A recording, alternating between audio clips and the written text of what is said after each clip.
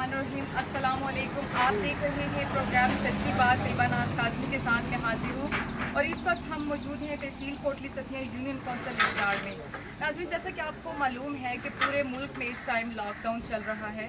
और लॉकडाउन से पहले की अगर बात की जाए तब भी हमारे हालात कोई इतने अच्छे नहीं थे और यही से ही जो कसर थी वो कोरोना वायरस ने गरीबों की निकाल दी। तो ऐसे हालात में जो हमारे वज़ीर आज़म साहब हैं वो गरीबों तक पहुंचने के लिए अभी तक कोई ना कोई रास्ता ढूंढ रहे हैं और उम्मीद है कि उन्हें रास्ता मिल जाएगा। लेकिन तब तक जो हमारी गरीब आवाम है, जो मज़दूर तबका, सफ़ेदपोश लोग हैं, वो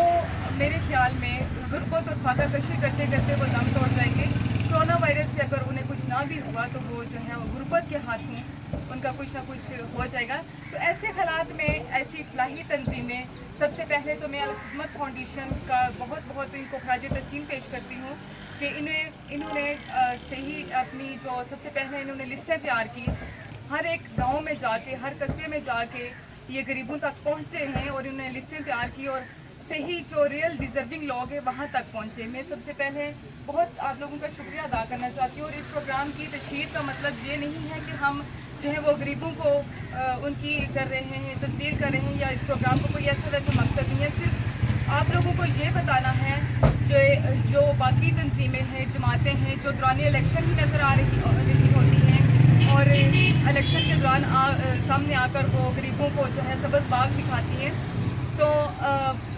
ये वो टाइम है, अगर उन्होंने खिदमत करनी होती तो वो इस टाइम सामने आते, गरीबों की खिदमत करते और फिर जो है वो अपने आगे का सियासी जो उनका मुस्तकबिल भी बेहतर होता। तो ऐसे हालात में अल-खिदमत फाउंडेशन का मैं शुक्रिया अदा करती हूँ और जमात इस्लामी जो कि अभी इक़्तिदार में नहीं है लेकिन उन्हें बहुत बड़ा कारनामा यहाँ कोटली सतिया में सर अंजाम दिया है। बाकी भी कई सारी फलाई तंजीमें आती हैं कोटली सतिया में लेकिन मरकज़ से ही होके चली जाती हैं। लेकिन जो रियल डिज़र्विंग लोग हैं, बाकी हमारे दिरकोट, सतिया, यूसी, करोर, रियाड़ी, ये सारे जो लहतरान हो गया, ये सारे इलाके जो हैं वो वैसे की वैसे रह जाते हैं। हमारे साथ मौजूद हैं अल-खिदमत फाउंडेशन के प्रेसिडेंट इनामुल हक साहब, इनसे भी बात करते हैं। सर,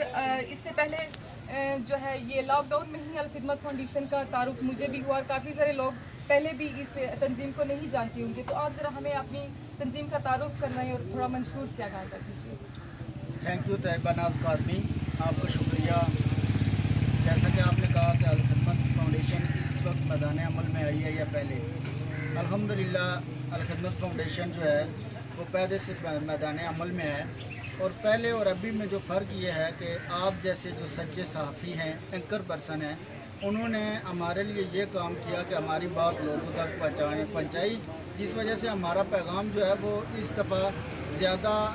पुरअसर तरीके से लोगों तक पहुँच सका है। अल-खिदमत फाउंडेशन जो है वो इसी मकसद के लिए बनाई गई है कि जो डिज़र्विंग लोग हैं, ज़रूरतमंद लोग हैं, कोई भी हादसा हो जाए, कोई लैंड स्लाइडिंग है,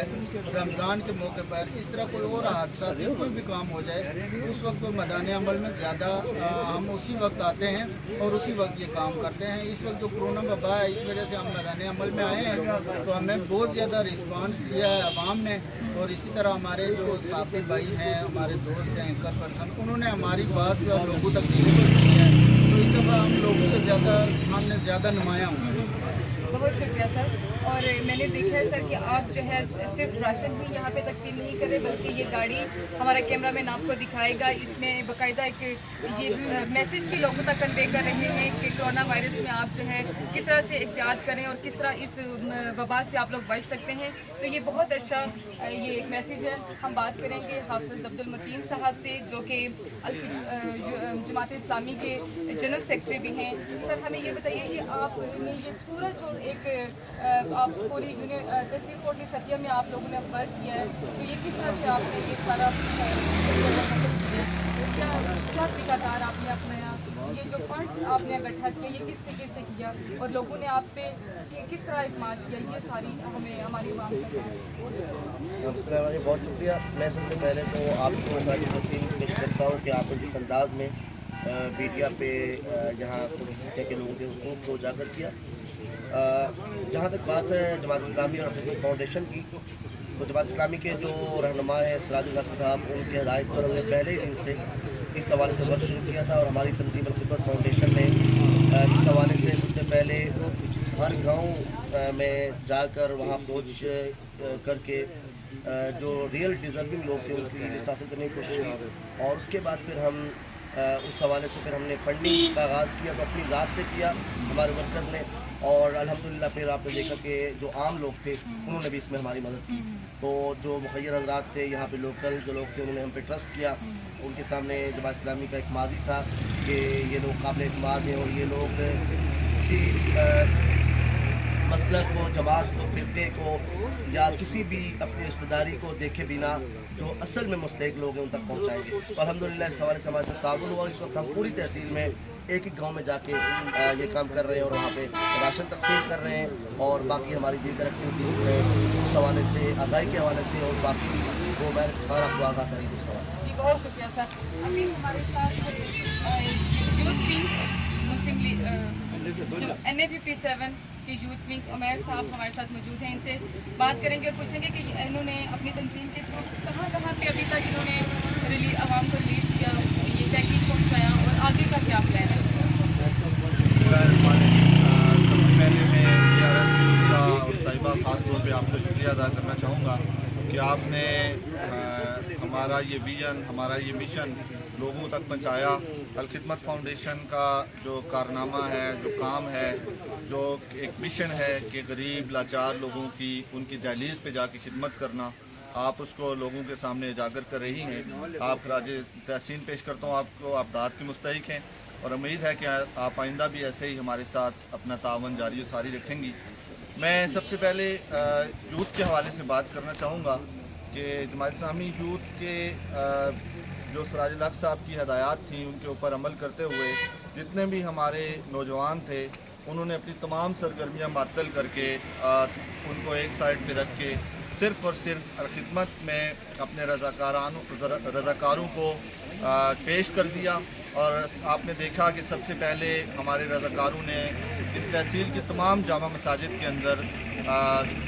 اسپرے کیا تاکہ لوگ بغیر کسی خوف کے، بغیر کسی ڈر کے مساجد کے اندر آئیں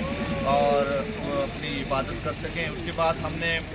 مختلف علاقوں کا وزٹ کیا، وہاں جا کے لسٹیں مرتب کی. اس کے بعد ہم نے جو کرنٹائن سینٹر جو بنائے گئے تھے وہاں جا کے لوگوں کو راشن پہنچایا. اور آج ہمارا جو